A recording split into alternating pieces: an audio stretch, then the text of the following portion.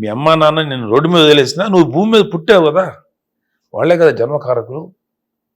వాళ్ళు వదిలేసిన వాళ్ళు నిన్ను దూరంగా పెట్టినా కూడా గౌరవించేయి అంతే, నీకు వేరే ఆప్షన్ లేదు. అలాంటిది నేను కని పెంచి నీకు అన్ని రకాలు చూసి ఇంకంతకంటే మనం ఎవరికి కృతజ్ఞత చూపించాలి భూమి మీద? ఇంకెవరు నువ్వైనా అంతే, ఎవరైనా అంతే, చూసేవాడు ఎవరిని అంతే. ఎవరైనా. సో అందుకని నేను అట్లీస్ట్ చాలా మంది దూరంగా ఉంటారు భయంతో. అఫ్ కోర్స్ ప్రేమ లేని కొడుకు కూతురు ఉండరు నాకు తెలియదు, ఉండరు. కానీ they are unable to communicate. అది చెప్తున్నా, just go hug your father, kiss him, say I love you. మళ్ళీ మనకు ఒక దరిద్రం ఏంటంటే మన ఇండియన్ అంటే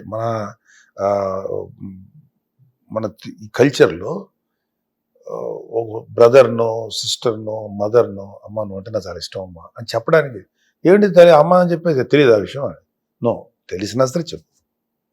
it seems to be unnatural, it seems to be ఎట్లుంటదంటే కృతకంగా ఉంటుంది.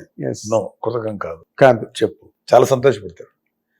You go to your wife and say I love you, you go to your mother and say I love you. అమ్మ నువ్వు అంటే చాలా ఇష్టం అమ్మా నాకు అంటే. ఏంట్రా ఇది కొత్తగా అంటారు వాళ్ళు, ఖచ్చితంగా అదే అంటారు, కానీ లోపల ఎంత ఆనందం ఉంటుంది. ఎగ్జాక్ట్లీ సేమ్ థింగ్ నీకు. నేను నా కొడుకు నా కూతురు నా కొడుకున్నానంటే నాకు చాలా సంతోషం ఉంటుంది. అఫ్కోర్స్ నేను అట్లా ఆలోచించాను అనుకోండి, నా కొడుకు అంటే హ్యాపీగానే ఫీల్ అవుతాను. ఏంట్రా ఇది అన్ను అదే. సో దట్స్ వై మా నాన్న ఈ జన్మనిచ్చినందుకు మేము ఆయనకి ఎప్పుడు కూడా చేయలేకపోయాము. నేను వేసే అంటే మేమేం సర్వీస్ చేసాం, ప్రేమగా చూసుకున్నాం, ఆయనకి అన్ని చేశారు. అదే ఆ పార్ట్, ఆ ఒక్క పార్ట్ లో నేను మా నాన్నకి కరెక్ట్ గా చేయలేదేమో అని బాధ ఉంటుంది. అంటే అది వచ్చింది ఇంకా పూడ్చలేదు. అదే, అవును. అంటే అది ఫాదర్ గా ఆయన వైపు నుంచి కూడా ఒక చిన్న కరెక్టే ఫెయిల్యూర్ ఏమో కదా. కాదు కదా, no, I cannot say that. I never say that because it is him. అది అతను అంతే. అది నువ్వు వెళ్ళాలి. నువ్వు ఎందుకు మాట్లాడవు? ఏం అడ్డం వచ్చింది?